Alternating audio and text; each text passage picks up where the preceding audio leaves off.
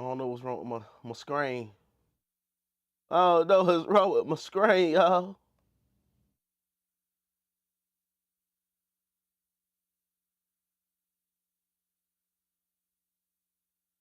There's my plaque. One of them.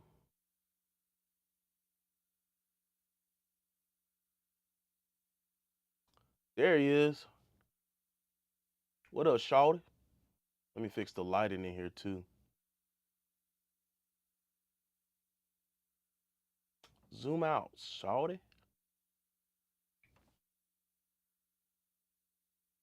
Shawty. Hey. Something's ringing over there. You ever get those weird engineers that just kind of walk into the stew and be like, woo, and they start clapping to, to see how the room sound? That shit wild. Dang, should I leave it ambient, more ambient?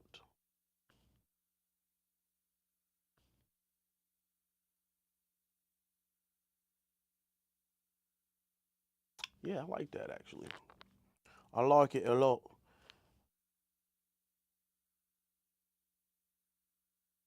I hope everybody's having a beautiful Sunday. Um, this is a big one. This is a big one. Um, Definitely one of the. It's a newly released song, just released on uh, April 24th. This is a mix. This is a true mix, y'all. This is a true mix, like a real mix. Hey, what up, Aviator? What's up, baby? Um, this is one of them ones, man, where I actually had to dig in. Again, this is one of the ones from uh what the man name? John Robinson. You know, he do full production. You know, so let me put this on maximum. There we go. Full production. Um, Everything. I got the drum, I got every instrument. This was one of those mixes that has a lot going on, and my job was to make it all fit together. Um, so with that being said, I hope y'all learn a lot from this. This I'm just gonna talk through about how I approached it. Most of y'all that have been here are, you know, that y'all know I'm very I'm very minimalistic, aka lazy when it comes to doing all these with my mixes. I try not to do too much, you know what I mean? Because once I get into doing too much, I end up restarting and redoing and things, and a lot of the times things don't turn out right. But we're gonna work on it as such, okay? I'm gonna show you my process.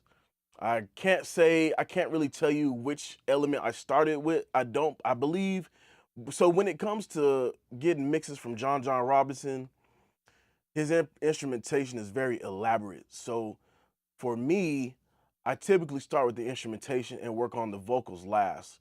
The reason why I'm able to do that is because John also records very nicely, and he does his vocal edits before he sends it to me, just like how they do in the mainstream industry. Before it gets to the mix engineer, a lot of the edits are already done, just as I explained in the last live video. So welcome. I appreciate y'all. Again, this is Venus as a Girl by MOLA. Um, and I hope y'all enjoy what we're about to talk about. So I'm not going to be answering too many questions up front, but I will be kind of going through, and then at the end we can talk about any questions. So write your questions down, and if I haven't explained anything clearly, or if you need more information on my approach, we can discuss. So anyway, here we are. Here's basically the four main buses that I created within the mix. All right. So um, I have, let's see. Yeah, I got a lot going on here. All right. So let's go ahead and start with the drums. Actually, let me just let y'all take a listen to the mix if y'all haven't heard it already.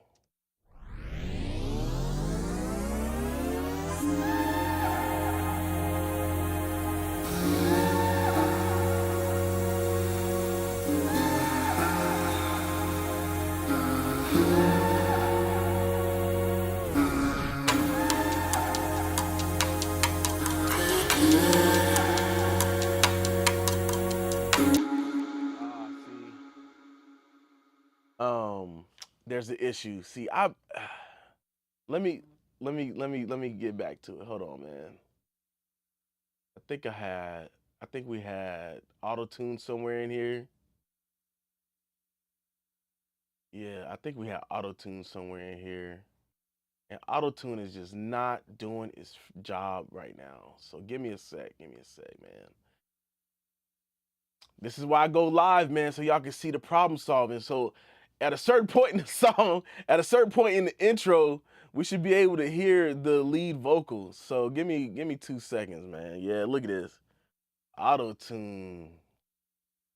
It's the licensing issue that has been going on, and it is crazy. This I bought it. I own 100% own this plugin, and it's not doing the job.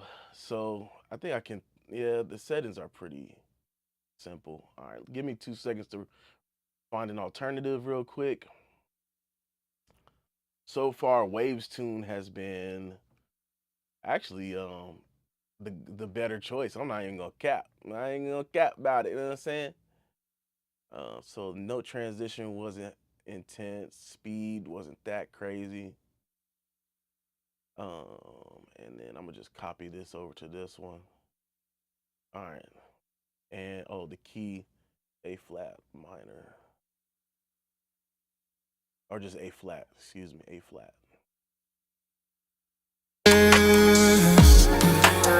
They focus on her. All right, here we go. Let's go ahead and let's go ahead and get to it. Starting from the beginning.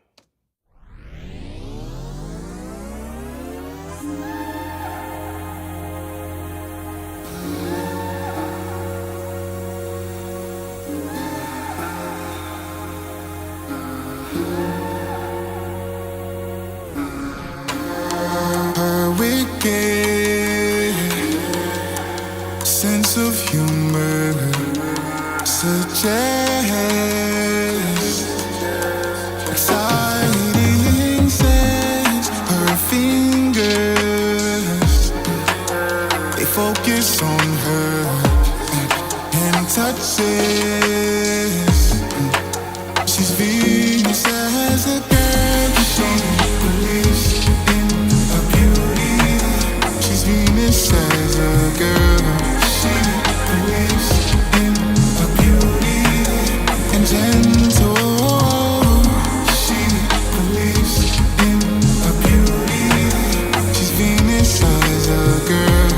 She believes in her beauty and gentle. She's exploring. All right, so that's the mix for the most part. And so let's go ahead and attack, see how I approach the drums.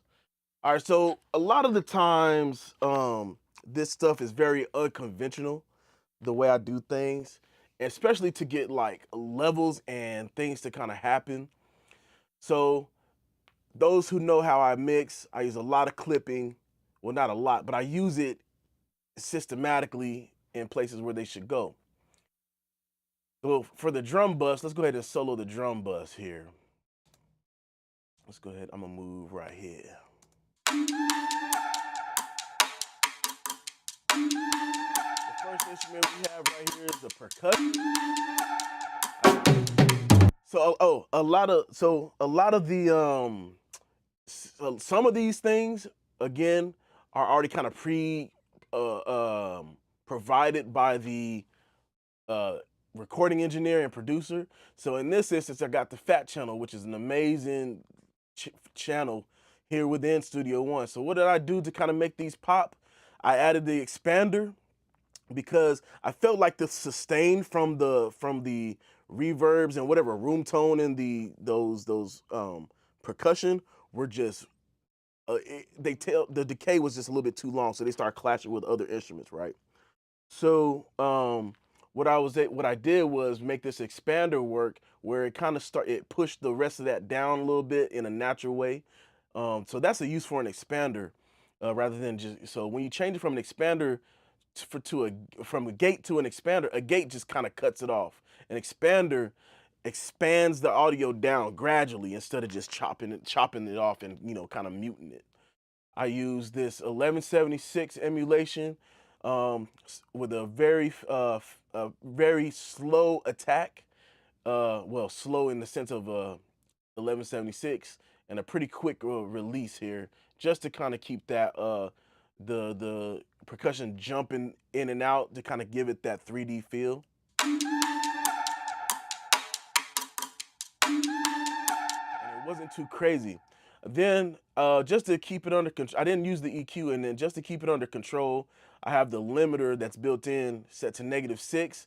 Kept this thing under control for stuff down the line.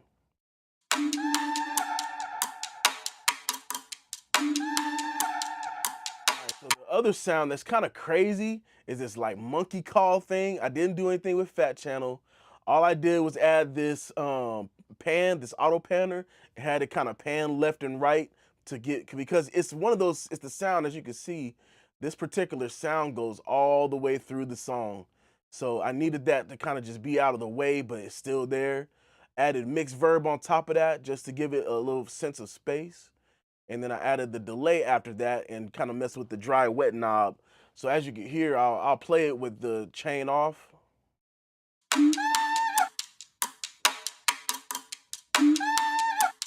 You hear how kind of dry that is, but with these effects on here,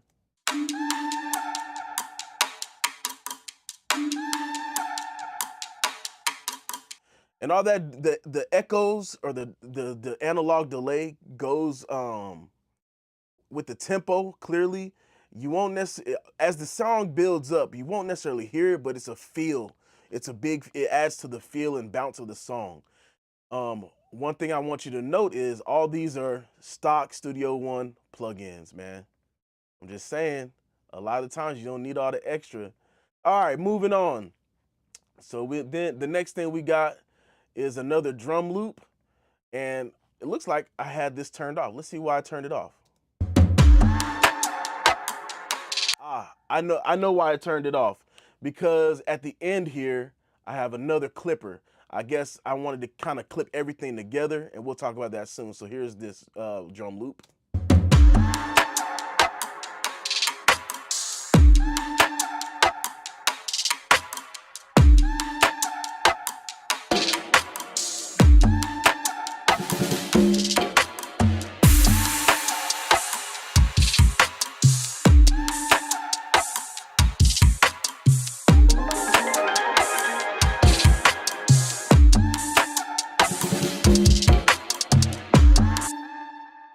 All right, so that's pretty much how that drum loop goes throughout the song, with the little spicy stuff in between there. So what is this instrument here? This is I believe this is, let's see. Let me go ahead and just solo. All right, so that's a like a open hat. All I did was add the Melda Productions double tracker. Instead of an imager, I added a double tracker because the imager would cause phase issues, and we would kind of lose the impact of that hi-hat or the open hat. So I just made it a double, and what this is doing is just delaying the left signal from the right signal, and you have a nice doubled sound, stereo sound. The rest of this is just limiting, and then fader balancing.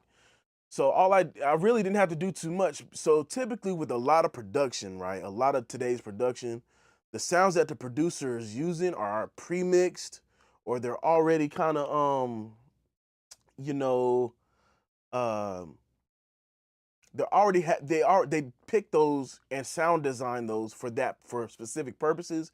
So it's no point in trying to recreate what's already been created. My job is to make it better as a mix engineer. You feel me? So let's go ahead and move on. This is a free plugin from Polyverse or Infected Mushroom, or I think, wait, I'm wrong. Polyverse created Infected Mushroom, and within this, the Infected Mushroom set of plugins is this wider. This is a great stereo imager. Let's go ahead and hear what this is doing. All that is spreading out uh that crash to make it more of a vibe slash reverse, or not reverse, but definitely a crash sound. Very easy, very simple. Okay, so let's hear it all together once again.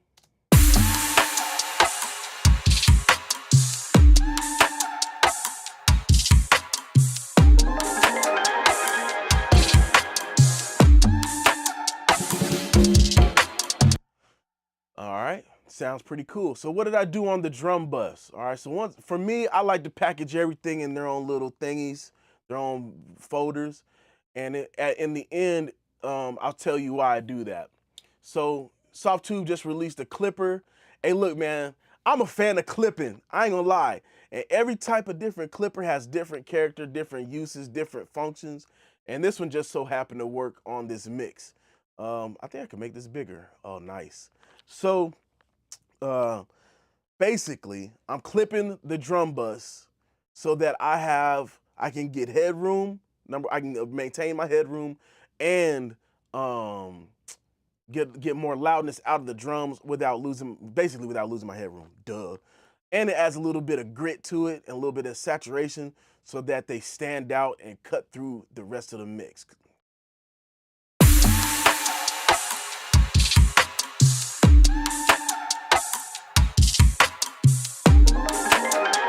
So the perceived loudness of the drums doesn't get lost as you do that. So within the SoftTube clipper, you can actually add analog color based on the RMS level. So the higher the RMS level, the more saturation you'll get. I didn't want too much. I just wanted it to do what it had to do. Um, the peak um, the peak ceiling, -6. I just like everything to be -6. That gives me more headroom down the line. Okay. And a EQ, I just brightened it up a little bit just to give those upper percussions, those clickety clacks, and some of the claps, let those kind of cut through because those kind of got sucked in, I guess, down the line with everything else kind of going on. So that kind of just does that. Let's hear it before and after.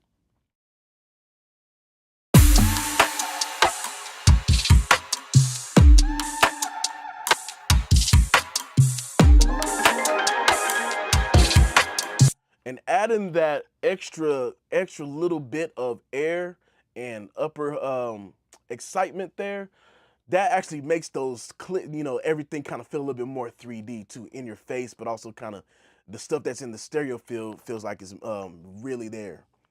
All right, that was it with the drum bus, man. It's real simple, real easy, nothing crazy going on. All right, so I also have a bass bus, and basically this is my family of low end instruments, low end tones, and I'll let you hear it with the drums.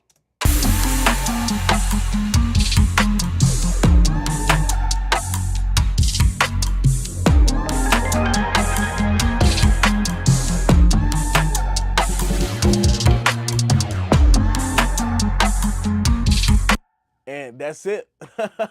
Not hard at all. So what did I do with this one? So first things first, I noticed some of the notes needed to be a little bit more refined with this Massive X instrument.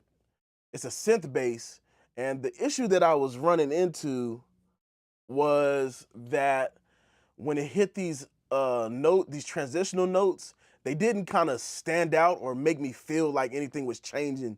So what I did was, I believe I went into Melodyne. I can't remember what I did or something. And I basically had Melodyne kind of really refine those notes there. And so when you hear that dun, dun, dun, dun, that was more prevalent. It still kind of gets blended into the mix, but you can feel the difference when the change ups come within the song. You know what I mean? So let's go ahead and take another listen to that.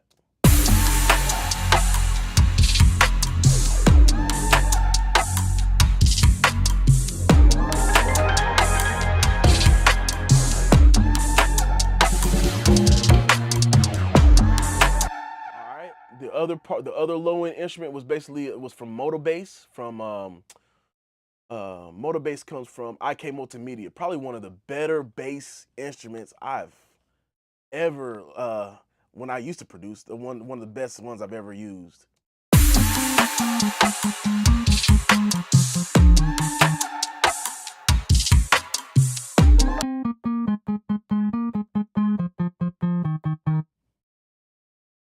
So this particular bass instrument is more like a lead, or not necessarily a lead, but yeah, I guess we could call it a lead because it kind of goes with the melody. It kind of helps drive the melody of the rest of the song. And as we go along, you'll hear how that kind of plays its part. And that's pretty much it. I did not do too much on those. On the Motor Bass, nothing. On the Massive X, this one definitely needed a little bit of something, something. So what did I do? This is my new favorite low-end plugin. So what this does is, number one, you can add harmonics, saturate the low end. You can stereo image it. You can control which frequencies are spread and or what are not spread, and you can control dynamics of it as well. And without this, I don't believe the low end would have been as impactful as it is, in the final mix. So I'll play it without it.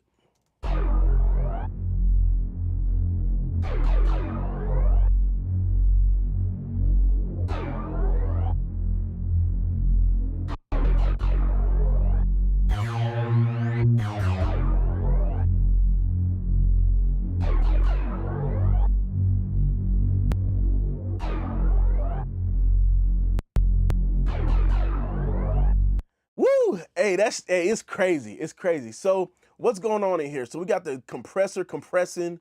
I'm not really gonna get too deep in it, but because there was so much movement, you can see it in the visualizer. Because there was so much freaking movement with after I did all the imaging and stuff, because it's already a synth bass that kind of modulates. The compressor kind of controls that modulation to where it's manageable in the stereo field. Otherwise, it'll run out of phase and it'll do all types of other weird stuff that you can't really get back. All right. Now, the harmonic section, I wonder if I can bypass it. So check it out with the harmonic section off.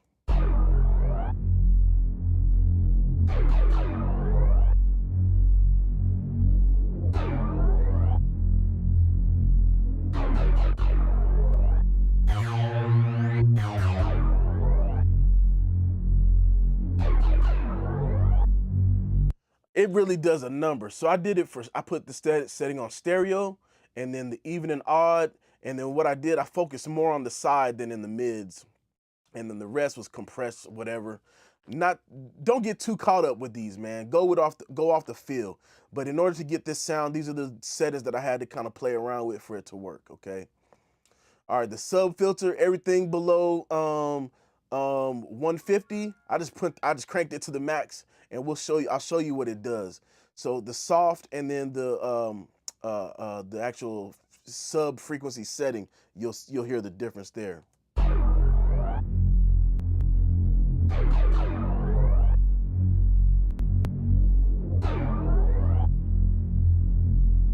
It's hard to hear on headphones, so if you're on speakers, it's hard to hear on your phone. So if you're on speakers and headphones, I would highly recommend those than just listening on your phone. Anyway, so what is this doing? What is it doing? It's adding additional harmonics to the low end or anything below at a certain point.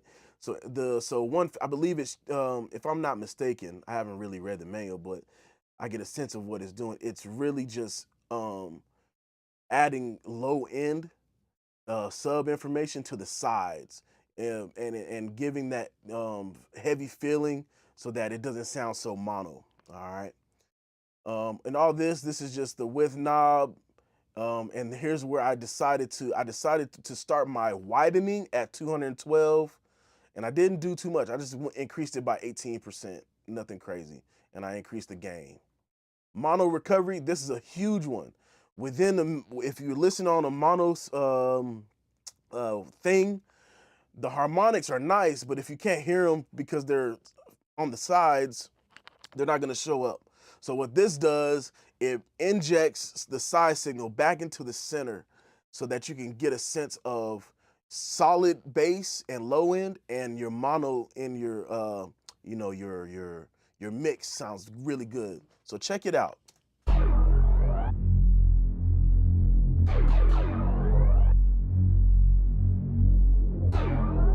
It's not a big thing. It's not a big, huge thing, but it definitely it does a thing that you won't notice, but it's needed. You know what I'm saying? It's like, damn, something's wrong.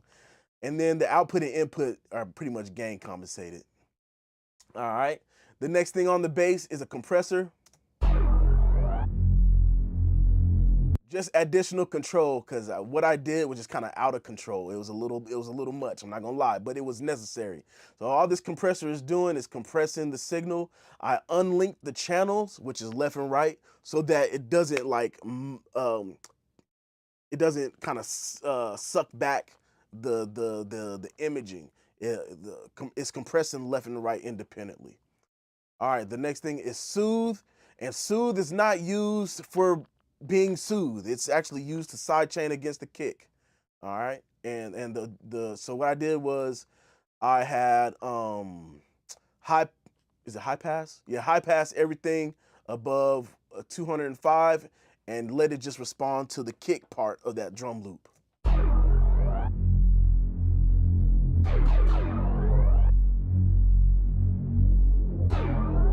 All it's doing is just getting rid of, making space for the kick or for that drum loop.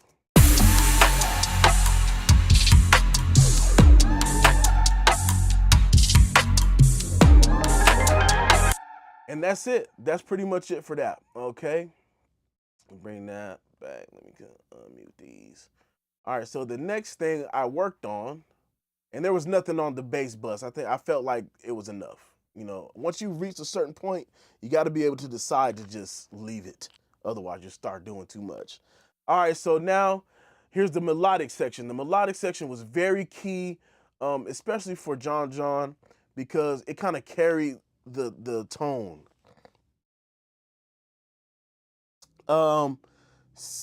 No. Well, yes, it has a similar purpose, yes. But I flipped it around to kind of use it like a track spacer. We're talking about soothe here. All right, so the melodic section. Let me go ahead and okay, so that is all right. So in the melodic section, I'm gonna go. Let me see. Can I do? There we go. All right. So within the melodic section, we have a lead. I can't remember what this is, but it's some chords. Me and John kind of work, and I don't label anything because when we work, I already kind of like know. All right. I got we'll have to listen to what they are because I really can't remember at the moment. So let's go ahead and listen.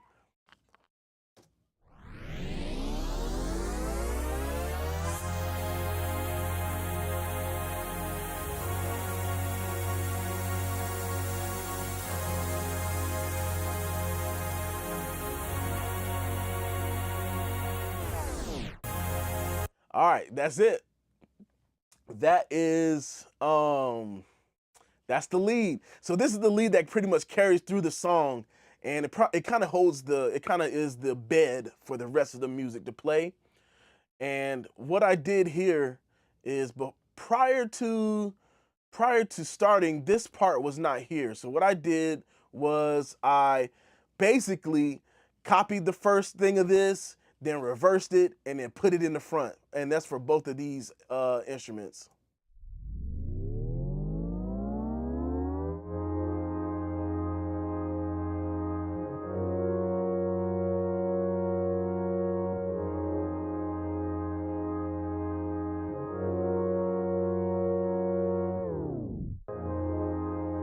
And boom, lead architect. Oh, I think that's the new instrument from Studio One that comes with the new subscription. That's actually pretty dope.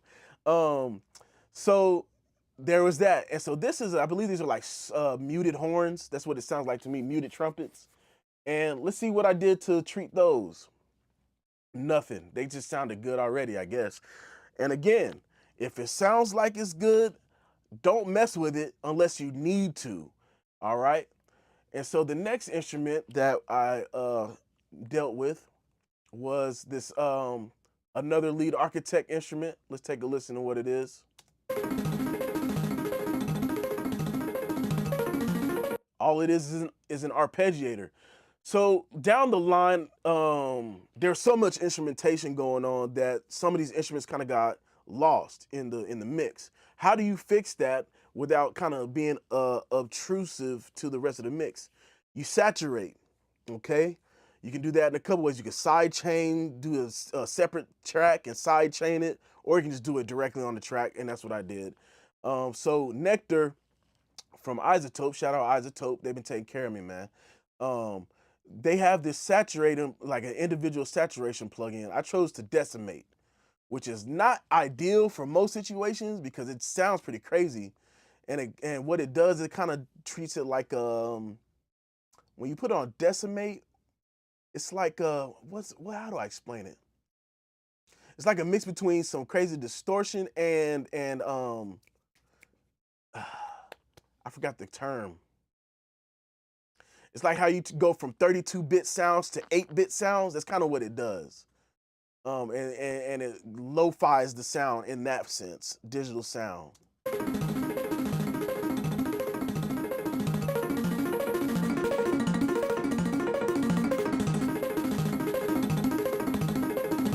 And all it does is add those little harmonics up there that kind of help it stick out. That's really it. The next instrument is another lead architect. He basically used lead architect on the entire song as far as melodics go.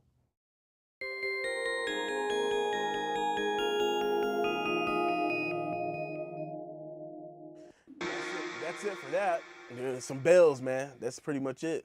The next instrument is, I believe this is some type of build-up.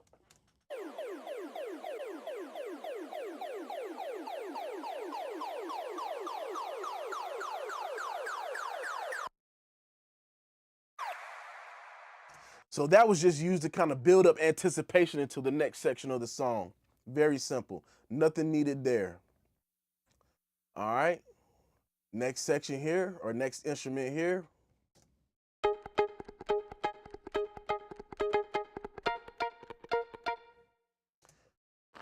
Easy, no words needed. It's just a guitar.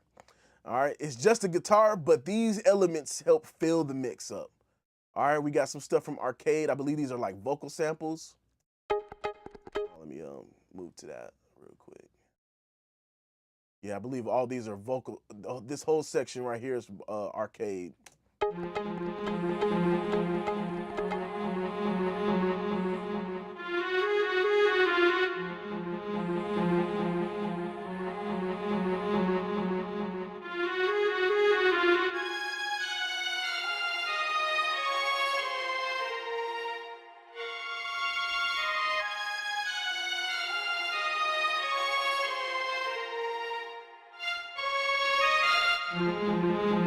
So as you can see, these are just strings, and there's like a slight vocal sample down here at the bottom that's kind of sprinkled throughout the song. So near the end, I left these, and at the end on the outro, I increased the volume on those just so we can have that nice, hey, we're about to finish the song. This is, we're almost done here. All right, and that's pretty much it. The only thing I did was limit them because why not? I just limited them, easy. Believe it or not, Studio One's limiter has a soft clipper built in. It's not one of those ones that has a lot of character or anything, but it does the job.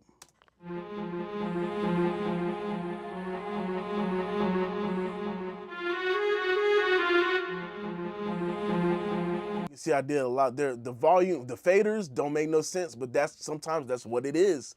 It is what it is, all right? On the bus, on the bus is where a lot of the main work happened, right?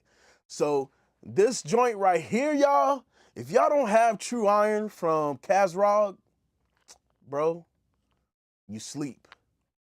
This thing, not it's a saturation, it's a preamp, it's a transformer, it's all that. And what it does is it models these particular it models these particular units, and it does this thing where it does a real, like, realistic saturation, right? So for example, it feels like it's non-linear. What does that mean? Some plugins have saturation, but it's like the same saturation no matter what.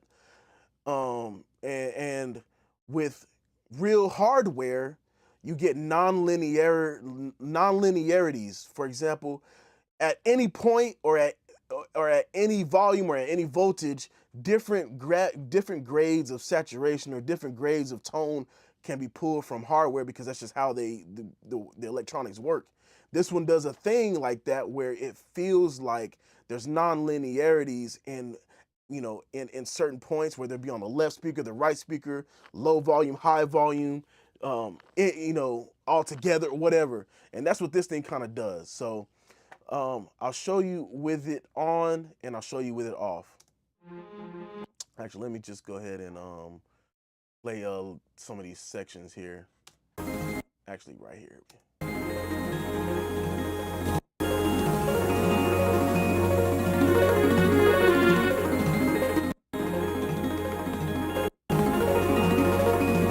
So not only is it adding volume, it's adding that sauce to it. Like, I don't know if you guys can hear now, everything's kind of poking out of the speaker.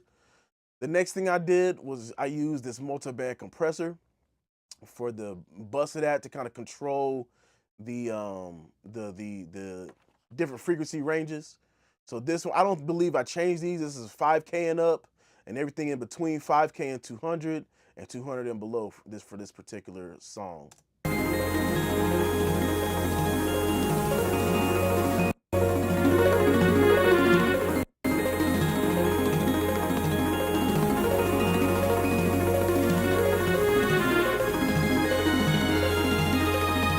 For me, it kind of brought out a little bit more of that upper area.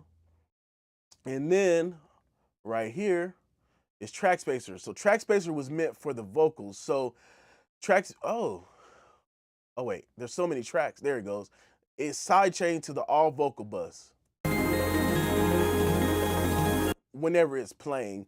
So what this does, it just creates that space, and I have it set where it's left and right. I make the attack really fast, the release really fast, and boom. That's all it is.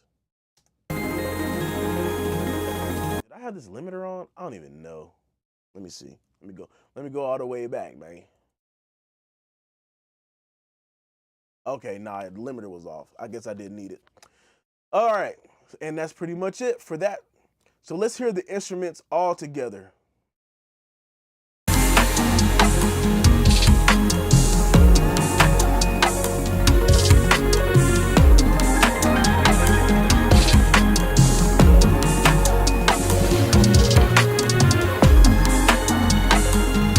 Oh yeah, automation is important, because there was a certain part in the song where we needed to hear these strings, right? The artist was like, or the producer and the artist was like, I need to hear this particular instrument. I believe this is that. Oh, this is the arpeggiated synth. And all I did, luckily I highly recommend that you guys get some type of DAW controller, whether it be one fader, 8 faders, or however many faders. Even just having one fader and being able to flip through each sound is dope. But for me, I'm using the Icon Pro Audio V1M, and I have the X extender, so I have 16 channels plus a master, and I just automated this particular channel to do volume automation so that it sticks out with all the vocals and all this stuff going on.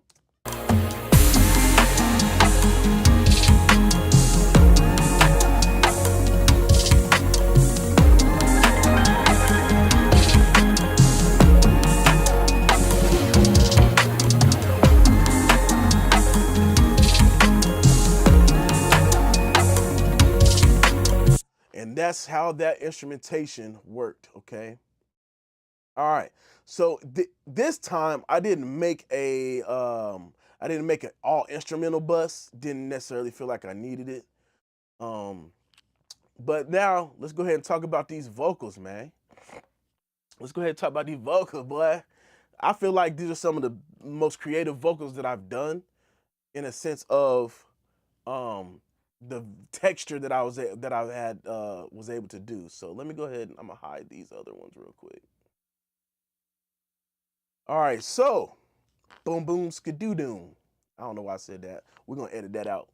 Ignore that. Woo, cringe. All right, so on a lot of these there are these ad libs that they wanted to do. In a previous song, I did some ad libs for MOLA, and they really liked that like what I did, and they were kind of ghostly, and they were there but not there. They were reverby, and what I did was for this one, I did a similar thing in reference to kind of match with the song. So on this particular one, what I did was I added a lot of stuff. Started with the BX 9000, you know, typical R&B hip hop vibes. I increased the gain of the from 12K and up. This was a shelf for 11, and that's all I did. The one thing that I did do that might be it may look alarming, but it works, is the SSL trick. You turn the threshold all the way down, you turn the ratio all the way to 1, and then the release all the way down, and then you mess with the release and the ratio until you get some decent compression. And I tell you what, you will get perfect compression every time, baby. So let me show you.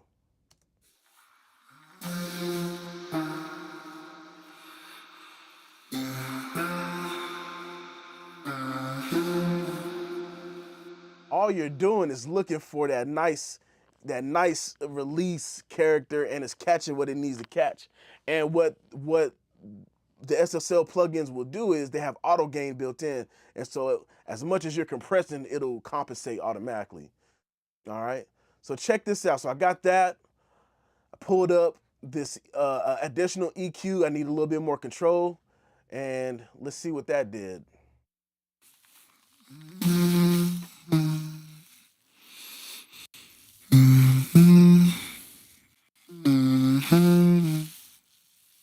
Then I did the the Lindo Audio de-esser. And all that did was kind of catch some of those strange S's. There really wasn't too much going on with these. They're very, very vibey. All right, the next thing that I did was a phaser. I added, hey look, stock, and it sounds crazy, man. You just gotta know how to set it up or mess with it enough to figure it out.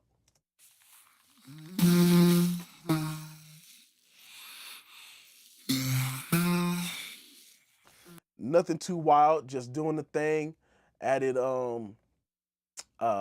TDSer, still one of the best de-essers, man. This thing just has such a clean DS. I don't know what it's doing, but it's amazing. All right, that's no real need to talk about that. Added another EQ, got rid of this strange thing right here. So as the vocals build up, I felt the need to kind of control this, especially with that phaser. It brings out a lot of that upper, you know, the 2K, these pain frequencies. So I cut that crazy. It looks crazy, but the result was amazing. All right, shout out to my guy Noam, Dirty Dog Reverb. So he makes these really nice plugins. The theme behind them is crazy, but they sound ridiculous. So the Dirty Dog is a overdrive reverb. So what it does, it basically has overdrive pedal and reverb, and you drive the you can either drive the reverb into the you can drive the sound into the reverb, or you can drive the reverb into the sound. I mean, damn, hold on. Into the distortion. It's kind of weird to say. So you got a pre-drive and a post-drive. So whichever you pick, you can use one or both or none, and it still sounds good. So typically, the actual time for the reverb, I turned it to 4,000 milliseconds, 4 seconds. And that gives me a nice tone. I filtered it, added a little bit of a gate to kind of clean it up. and the pre-delay was 14 milliseconds.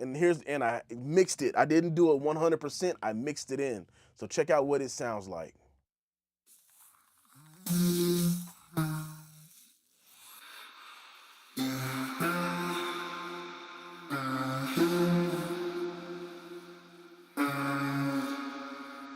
So what that did, it just made that nice ghostly, super vibey reverb sound, and then I just added a widener to kind of just do something. I don't know. It just felt right. The widener. This is also it comes with, this is the part of the new plugins that Softtube just released. This is the widener and the clip. You can see the relationship.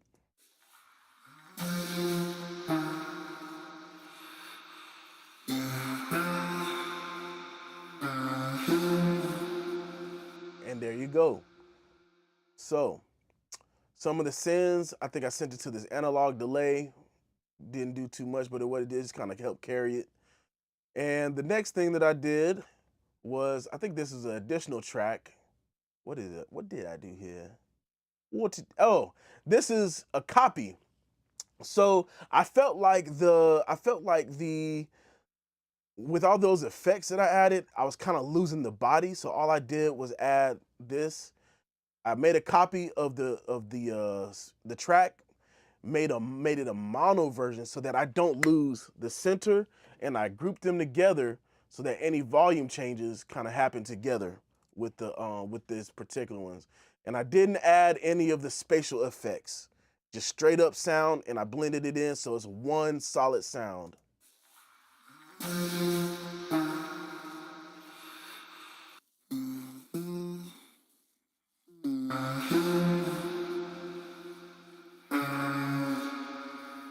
All right, I feel like I've hit this one on the head as much as it could go. All right, so let's hear the lead. Let's go ahead and move on to the lead vocals.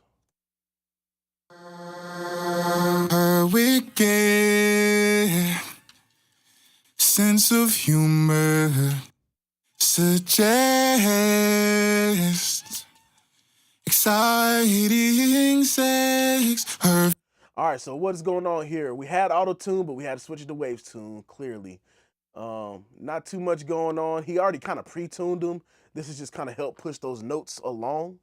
Oh yeah, MDSer is really good. I just didn't particularly use it this time around. Same settings, nothing crazy. Same exact settings for the SSL across the board. MOLA has a very deep, rich voice in this range here, so I had to dynamically you have two choices, to either cut it all or dynamically control it with people with deep voices. And so that was what I did. I didn't want to get rid of his tone. And that's what I feel like a lot of engineers do, is they want that super crispy vocal, but they just forget that they just need to balance the vocal. Check it out. Her wicked sense of humor suggests. All it is controlling those when they kind of jump out too much. And then I basically did I reduced the band, 3 dB to bring it down no more than 6 dB, and then the 3 dB cuts. These look crazy, but in the grand scheme, it's really not that bad if you look at it in this context. All right, and that's what I did to clean that up. De-esser. Her wicked sense of humor suggests. Because we had increased the volume of the gain of that high band on the SSL, we definitely needed to de-ess crazy. And then I just added a limiter. Her wicked. And I didn't want anything to go past -6. And I believe I see some automation here. Oh yeah. I automated the limiter because I needed these sections here to come out. So I'll show you what that sounds like.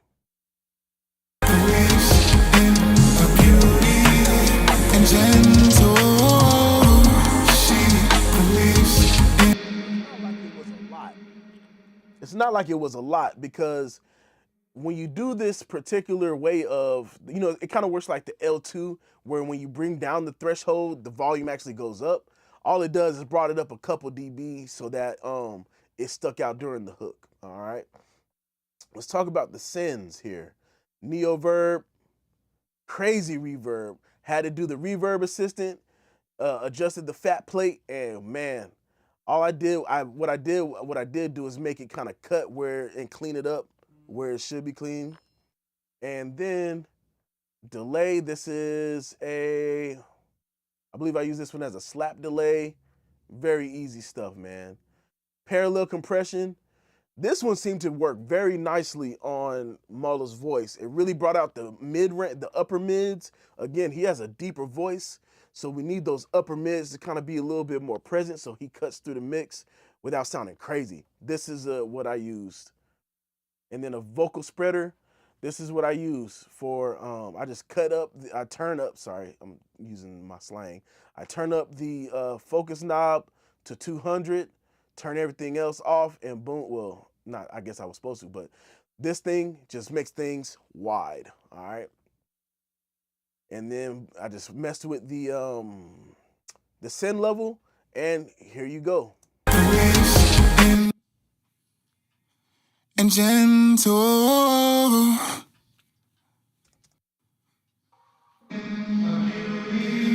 and gentle,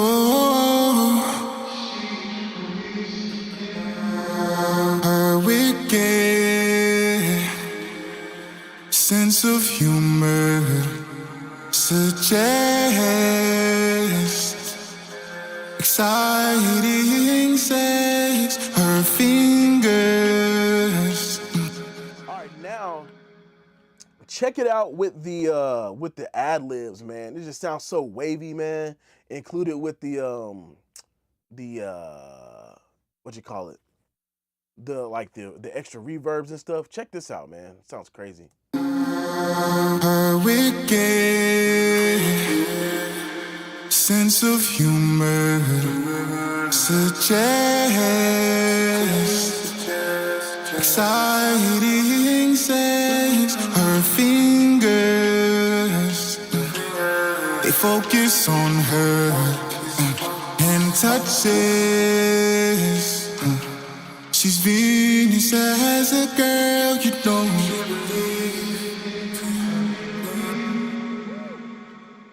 Yeah, hey man, that's some vibey vocals, man. I ain't gonna cap. Did the thing on that. All right, so let's talk about these BGVs, man. These background vocals for the hook in particular, they have a lot of sauce on them, man. So what did I do? Nothing. All I did was actually make another subgroup for the background vocals. Added the TB Tech EQ to control the low end, and then I didn't do anything with that. And then this this de-esser just to control all the S's in this with these groups. So check it out, man.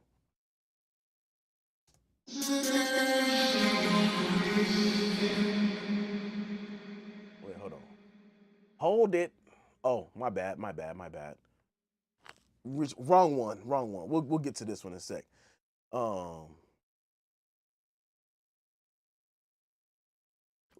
Did I make a mistake? I guess I did. Anyway, here's the basically where the hook is right here.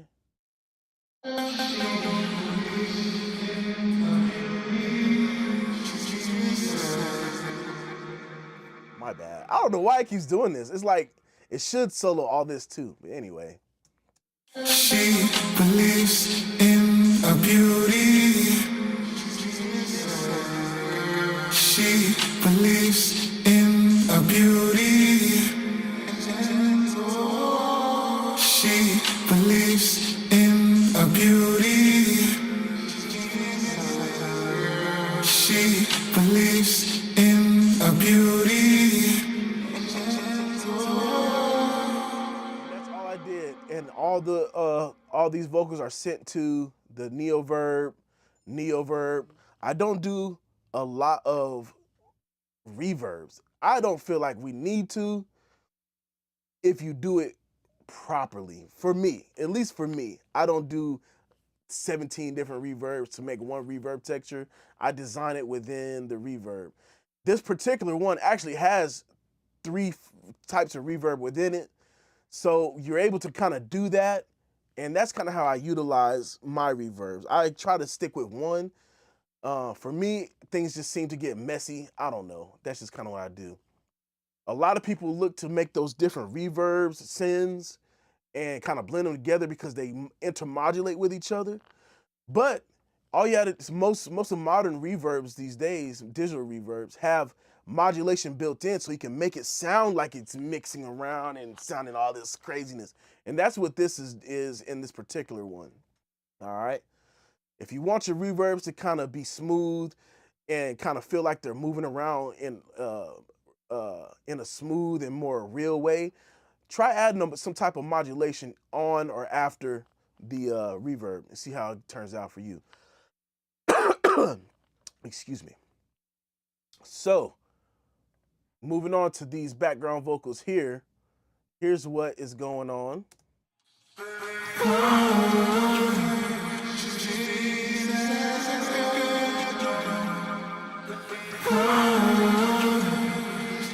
All that is this.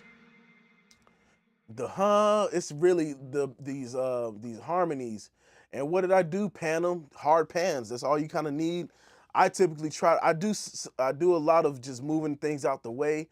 They don't have to be 100%, but as long as you get them out of the way of the lead and you can find a way to maintain their presence without being obtrusive, that's how you do that. So what did I do? Mess with the EQ. That's all I did. And I barely did anything here. So he's got a couple things going on here, man. So he actually did a couple of tracks. I was like, what are these, man? And what he did was whisper tracks. A lot of people have not done, they don't use whisper tracks anymore. You want your tracks to be airy, add a little bit of a whisper track behind it. Check it out. And that's all he did. And what that did, that kind of added that ghostly, flavorful, wet sound behind the rest of them. So let me show you without them.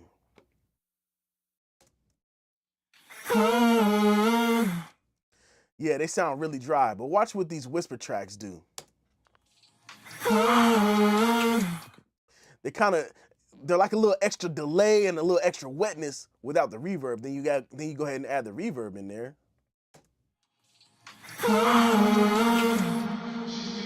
It sounds amazing. And that's all I did for those BGVs, man. Nothing spectacular. All right.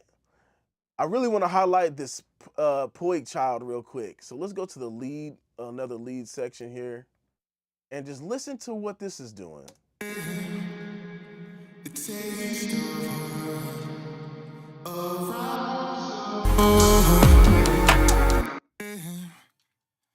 taste of her arousal. You can hear that it's adding that kind of distorted sound underneath, and listening to it with the lead, it definitely fills in the gap, so to speak. Check it out. Oh, wait, wrong track. Here we go. The taste of her arousal. So accurate. It just makes his upper register kind of stand out. And then along with the stereo spreader, it just adds an extra amount of larger than life feel. The taste of her arousal. So accurate. So not only are we over compressing, but now using these in conjunction with the the original signal, this kind of makes it feel, even though we have to compress and compress to get the vocals to stick out, adding some imagers kind of gets it to feel and modulate and feel a little bit more open. All right. So here we go with it and without these two tracks. The taste of her arousal. So accurate. She said so.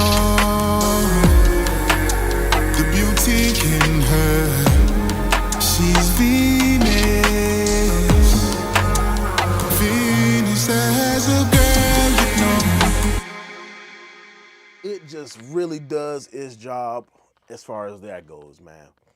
All right. Okay. On the all Vox bus, let's get to the end here. Let's get to the end. M Clarity, cleaning up, and I didn't use a lot. All it did was clean up everything below 3.5K. Check it out. I don't know if you're really gonna hear a difference, but we'll see. The taste of her arousal, so accurate. She said so. The beauty in her, she's Venus. Venus as a girl, you know. She's Venus as a girl, you know. So on the, as you can see here, I did a gradual slope all the way up to boosting about damn near 9 dB, but it's only boosting gradually, so it doesn't sound like this harsh boost. I use linear phase on this, so it sounds a little bit more natural. Cut out 7.5, right around 4. I mean, right around 5, and somewhere in the low end, about around the low mids to kind of clean it all up. And I boosted again. I needed him to be more present, so I just boosted less than 3 dB. Okay, it looks crazy, but in the grand scheme of things, and you look at the balance of the vocal, it all turns out pretty nice. The taste of her. Okay. Arvox, man. Arvox been that thing, man. Again, if you could get any bundle, get the Renaissance bundle. Skip the SSL, get that from somebody else. Skip all that other stuff. Get the Arvox, the Renaissance bundle, because watch what this does with relation to bringing the volume up and evening out the vocals for this mix. The taste of her arousal, so accurate. She said so.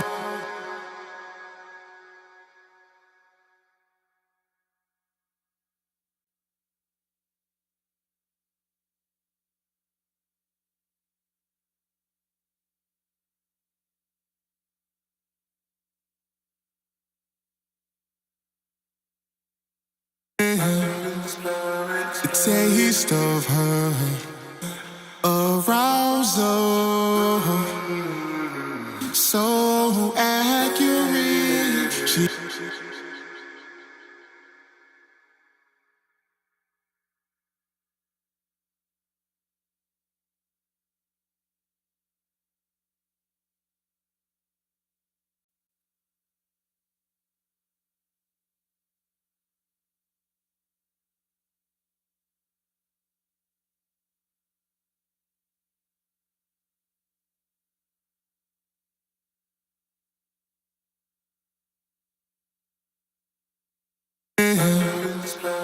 the taste of her arousal, so accurate. She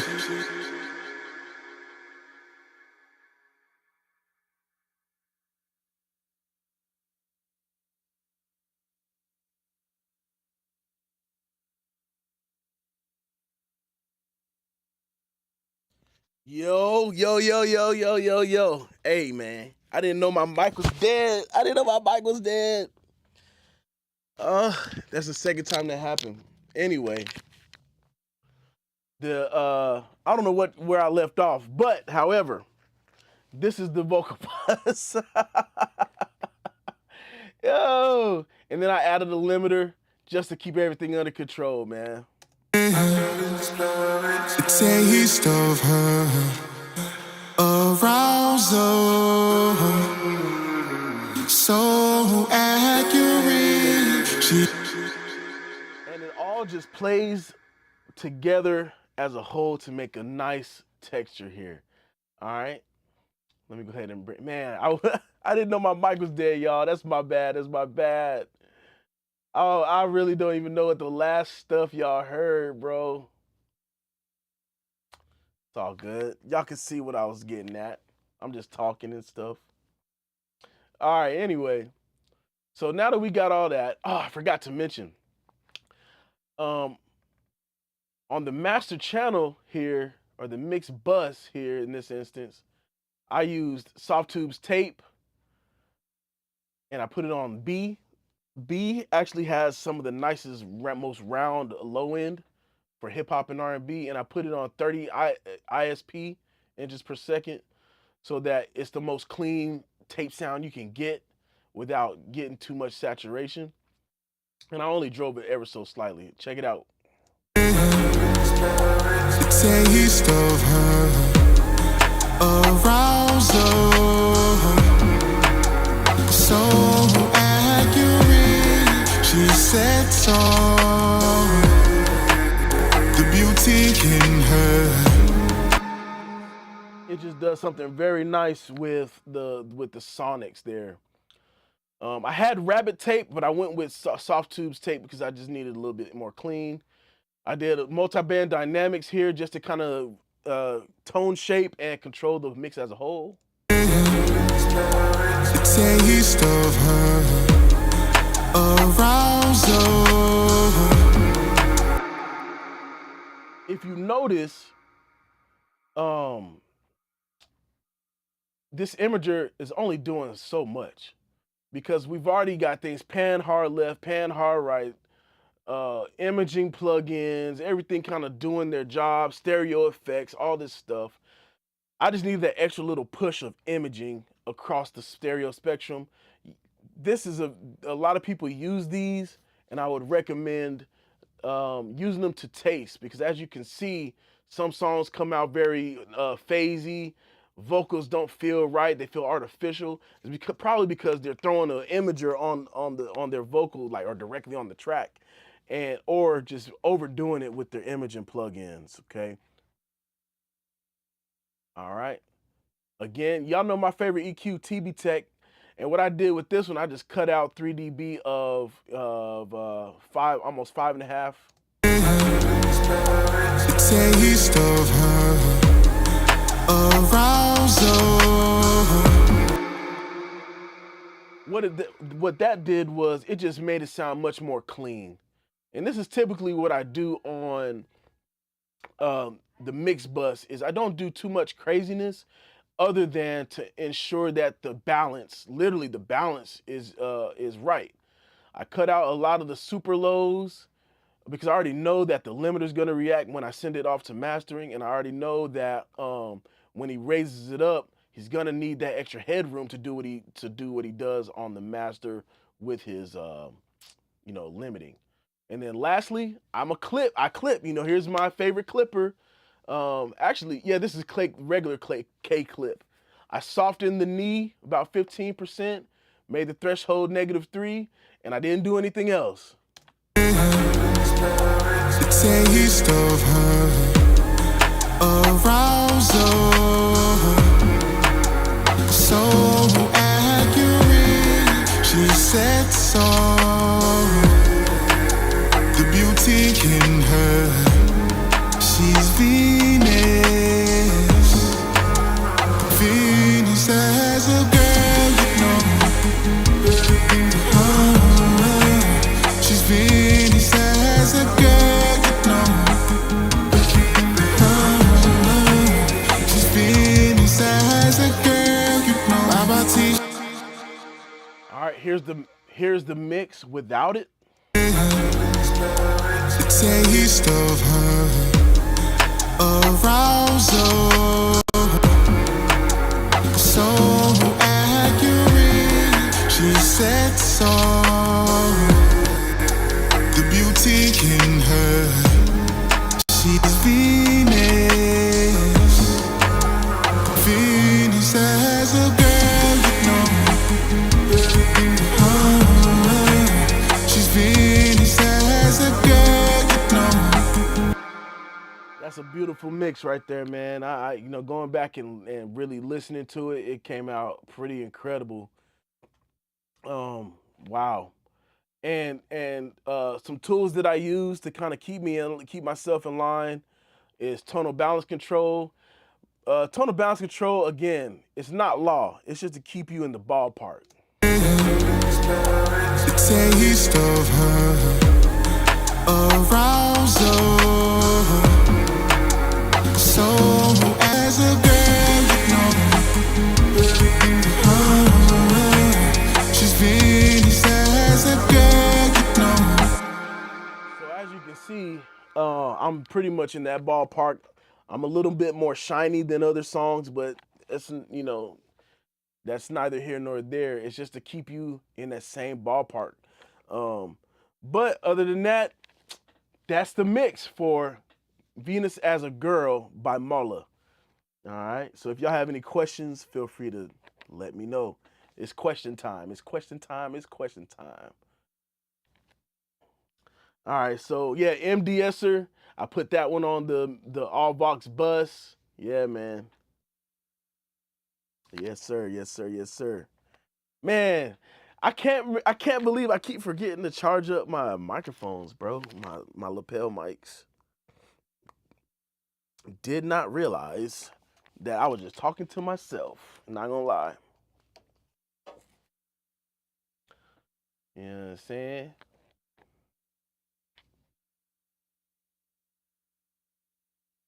Uh-huh, uh-huh. And that's it. I guess there are no more questions. I'm gonna go ahead and end the stream. I appreciate y'all for tuning in. I really appreciate y'all for checking me out. Again, Venus is a Girl by MOLA. Y'all go ahead and cop that for me on iTunes. Don't just stream it. We need, help us run it up. You know what I'm saying? We trying to get to the Grammys. If y'all want any other you know, tips and tricks, let me know. I'm actually, I keep getting, oh, by the way, I keep getting questions and requests for templates. I think I'm gonna go ahead and make y'all a template, man. I think I'm gonna go ahead and make y'all a template. A couple templates. One's gonna be stock Studio One. One's gonna be, how I would, some stuff that I would use that are kind of special. And don't worry, if y'all don't have them, y'all could definitely replace them with other things. There's plenty of other companies out there with certain ones. So, you know what I'm saying? Templates coming soon. Tori G, you know what I'm saying? Y'all can get them off my website. I ain't gonna sell them, but for like, man, that joint might be $10. You know what I'm saying? So, thanks again. Y'all take it easy, man.